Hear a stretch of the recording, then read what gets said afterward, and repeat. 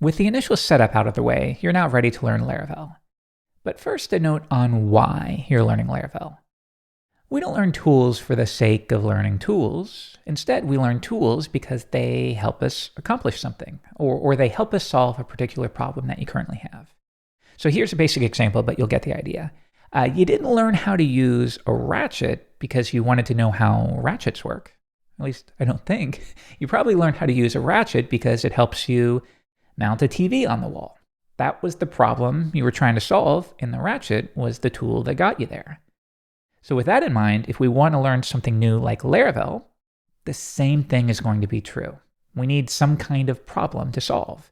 And in our case, the problem that we're making up here is going to be the most common problem on the web. We need to build a functional blog to promote something in our lives. A ubiquitous example, but maybe to promote your band, or your portfolio, or a new business you're launching. That is our problem, and I'm going to show you how Laravel will help you solve that problem. Now, we've already prepared the basic HTML and CSS for this blog, and you can have a look at it here.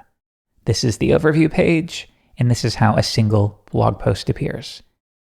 The only problem is it's not dynamic at all. It doesn't work. It's only the HTML and CSS. We have no clue how to stay in touch with a newsletter. We don't know how to fetch these posts from the database. We don't know how to organize them into categories or tags or other filters. We have no idea how to search. And in fact, we don't even know where to begin. But that's okay. That's what we're here to learn Laravel for. That's the problem we're trying to solve. Now, an optional prerequisite only if you want. If you want to personally write the markup and CSS that you see here, you could follow along with the HTML and CSS workshop series. Think of it sort of like an optional prerequisite for Laravel from scratch. But I really do want to stress this. It's entirely optional. Only do this sort of like a bonus if you want to come along. It's just beyond the scope of a Laravel series. Otherwise, we have it up on GitHub.